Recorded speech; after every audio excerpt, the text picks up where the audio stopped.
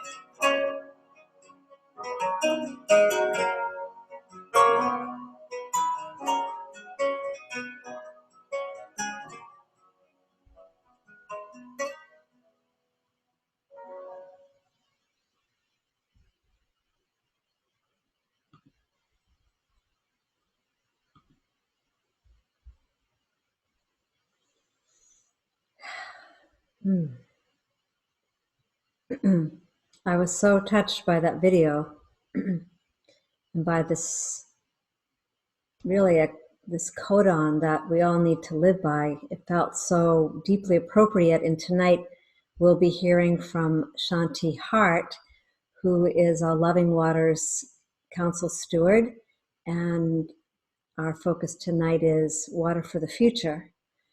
And just simply a little bit about Loving Waters. We're a community that comes together not just on the new moon, not just on the full moon, but we're holding space for coming together and with a greater understanding of our water, our love for water, the blessing the water, receiving the blessings of the water, and learning how to really communicate with the water in ways that maybe many of us haven't had the experience. And we do that water education through our Loving Waters brochure. And now we'll be speaking to this new Water First Pledge, which has been developed by Loving Waters. And it's a gift to you to be able to use and print this downloadable pledge card that you can use in your schools, your communities, for your water blessings, and in any way you would like. And we're here to support you. So if you want to learn more about that and more about Loving Waters, really simply, go to www.lovingwaters.life. And so tonight, we welcome you all to be here with us, and we'll be here for about 30 minutes. And I'm going to just pass the beautiful crystalline talking stick to Shanti Hart, and we'll close with a beautiful, simple water blessing. So thank you for joining us.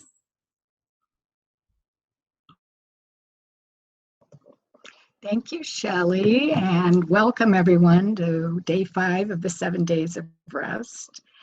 And yes, we each chose a part of the pledge and a day, and so mine is going to be about climate, as you could already tell.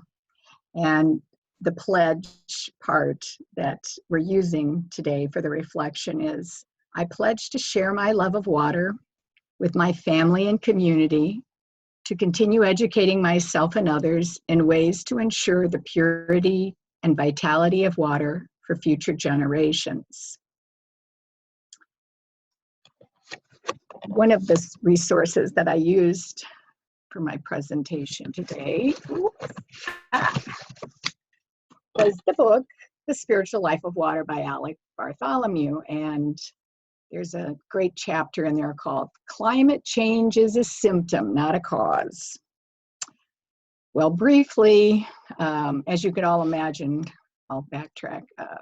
Researching for this was deep and heavy, but I don't want that today to be that. I just want to briefly refer to the major causes that are affecting our climate. So I'm just going to recap some things for you. The increasing population growth is putting a strain on water and all of its resources, often in drought-ridden areas, which leads to migration. Then there's economic and political instability, which is often both a cause and a result of the drought migration patterns. Disruption of weather patterns, including but not limited to monsoons, floods, mudslides, drought, and desertification. All of this leads to forest fires and destruction of infrastructure, followed by lack of safe drinking water and sanitation, which then leads to disease. Deforestation. This reduces the rainfall and the Gulf Stream, upsetting the weather patterns. The oceanic disruption of the food chain caused by the warming waters, and of course the pollution that's thinking of the Texas-sized floating island in the Pacific. This is destroying the phytoplankton, which is the Earth's primary absorbent of CO2. The melting glaciers is leading to acute summer water shortages, and the exhaustion of the aquifers is affecting the agricultural production. So these are all factors, but the causes are not limited to this. Our energy consumption plays into the story. In the US, the energy industry uses 79% of our fresh water. 28% is for growing corn to make ethanol.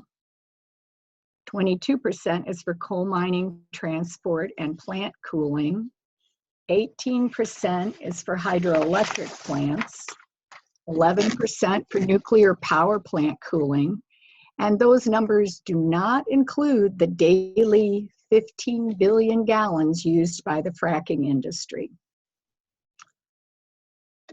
Well, that's all we're going to say about that, because I can't speak of it anymore.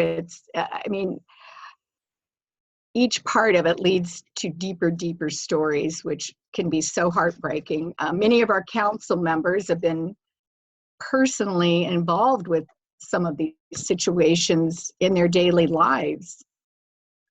And as a loving council member, I'm devoted to the daily practice of honoring and protecting water. And my involvement is, of course, also on a personal level, but the other members have been spurred to be more actively involved with community, political, and educational levels. Well, their inspiration does spur me forward, and I hope it does for you too. As the water wizard Victor Schauberger wrote in Fertile Earth in the 1930s, which was pretty much ignored, by the way, water plays the role of the untiring carrier of light, energy, and heat. First and foremost, it is the carrier of all the substances that create and sustain life. Well, I want us today to be able to focus on that, the moving forward, the upliftment, the pledges, the manifestos for healing. And so today I'd like to share with you another carrier of light and energy for healing water. And this is our own friend Catherine Parker, who wrote Resonance Alchemy, Awakening the Tree of Life. She receives channeled syllables, and she has agreed to share with us today what she describes as this particular set of syllables is the living embodied light of the sacred feminine essence, which of course we all know is water. So I'll just share with you how she does this, and I'll say them, and then we can, are you going to share that also or no? Okay, no, Shelley, you're not sharing that. You're not sharing anything. Okay, all right. So the syllables are Sha, Do, Mir. Sha, Do, Mir. So why don't we all repeat it together 3 times? Sha, Do, Mir. Sha, Do, Mir. Sha, Do, Mir. There we go. The living embodied light of the sacred feminine essence. Feel free to use that in your full moon water blessings, or maybe every time you pick up your water glass. So I've recapped some of the climate issues for you today and the obstacles. And obviously we know we all need to keep working on all of this. And I was going to start right now by sharing a meditation with you. So if you want to hold your sacred water blessing or glass of water, taking several cleansing breaths, and imagine that the moisture from your breath is not only purifying your lungs, but the lungs of Mother Gaia. And as we allow this moisture to cross our lips and enter the atmosphere of the space that we're in right now, we imagine that our own space is as large as Mother Gaia. And we're sending our love and healing down into her roots,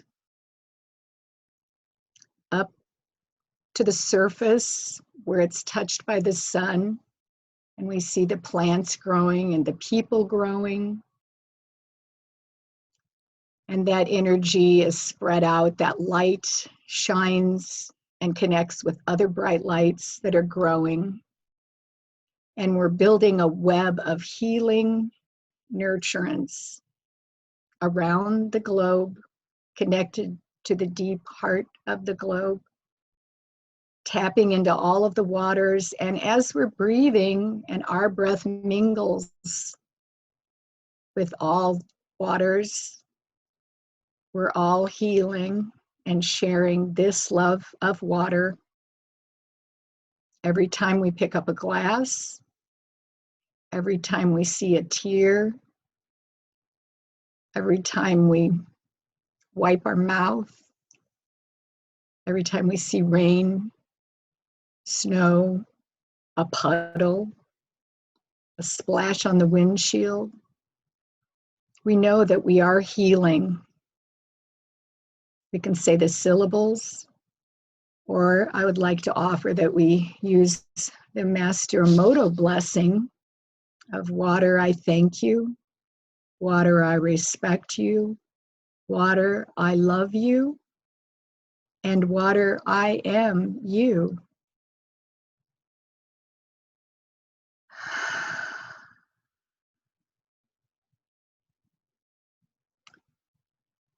I'd like to thank all of you for joining us today.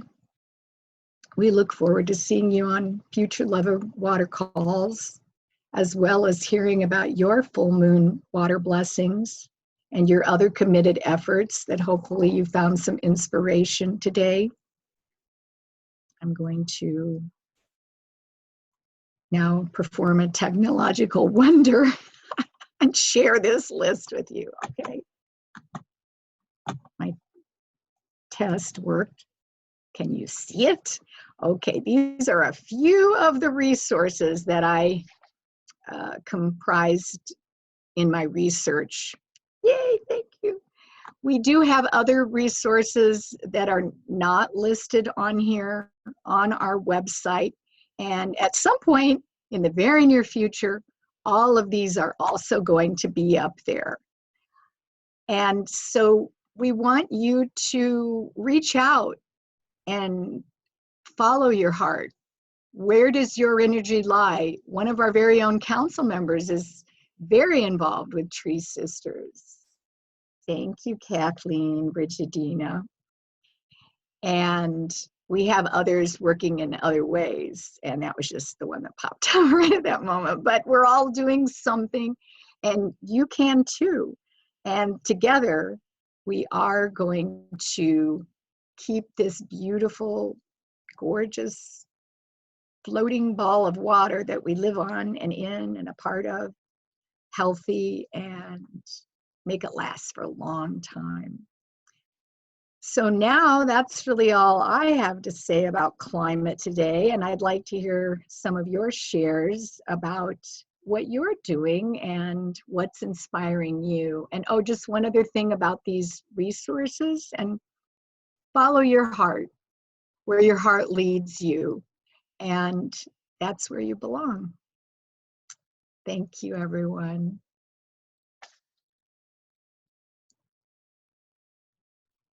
So sharing.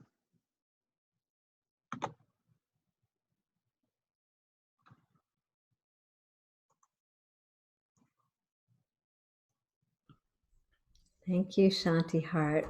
It was very profound to expand our awareness. Yeah, let's just take a minute each and just share what's moving in the field before we complete for tonight.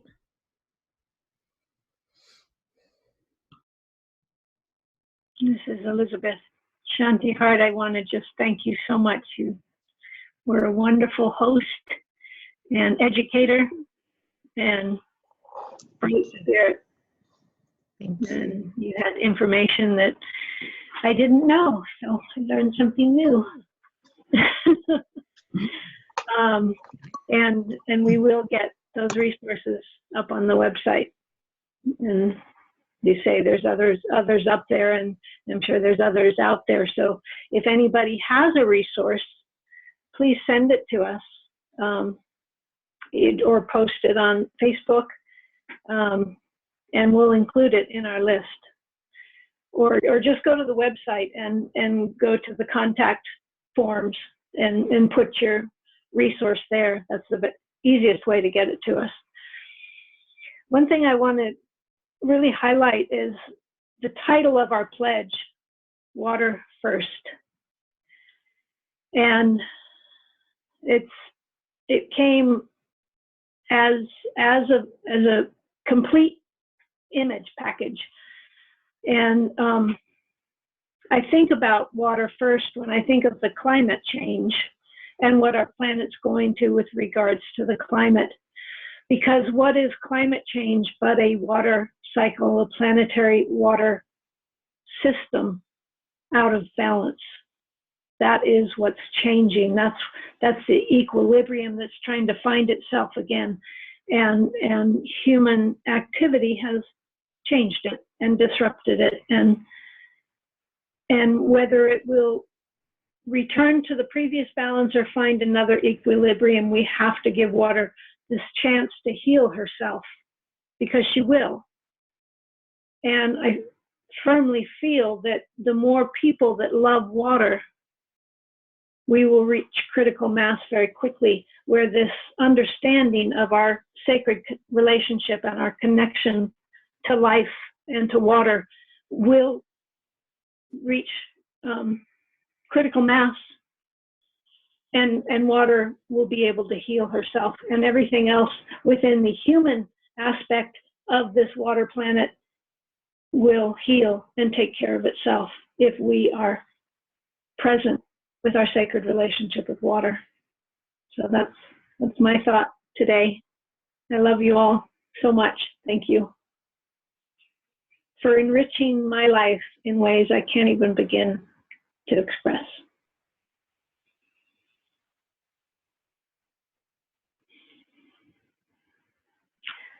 Passing the crystal talking, listening bowl.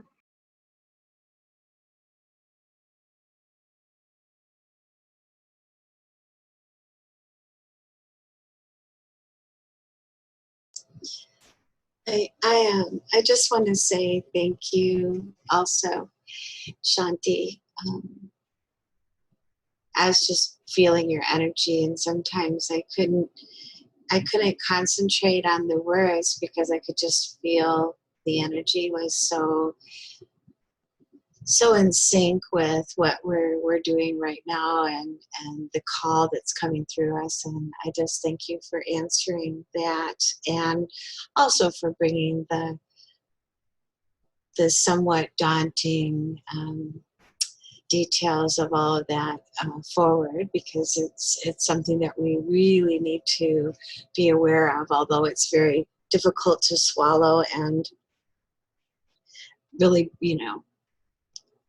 can feel very, very difficult to understand how we can possibly ever reverse this. But I feel that that we are Earth, we are the trees, we are the water, we are the breath, we are all of it. And once we come into alignment, like I believe Elizabeth was referring to, it's just a matter of just the system falling into knowing and remembering what we truly are, and then respecting the other parts of ourselves, really. And I think it's just one big lesson that we're going through right now, and I have hope. I hold hope because of the people that you are. Thank you.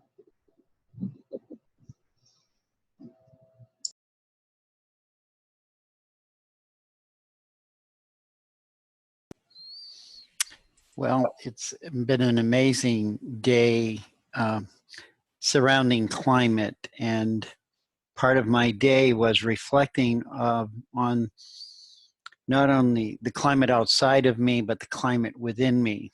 And as both Shanti Hart and Elizabeth brought it back home that it is the waters that are really an important part of climate, no matter where we are or what we are and what form we are in.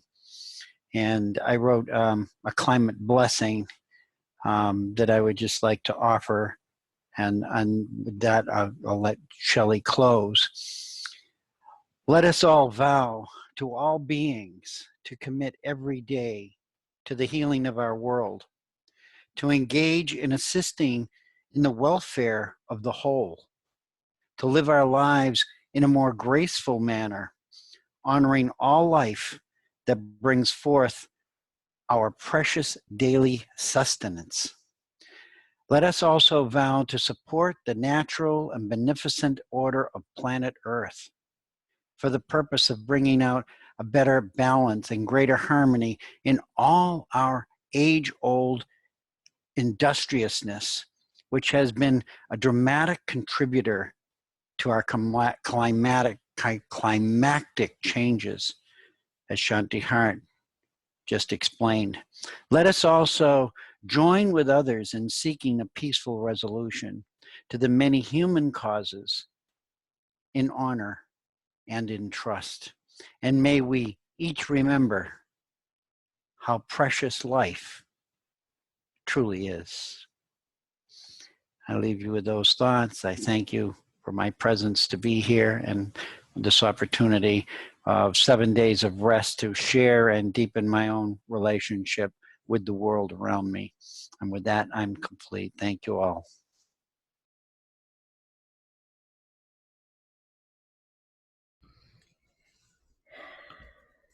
Wow.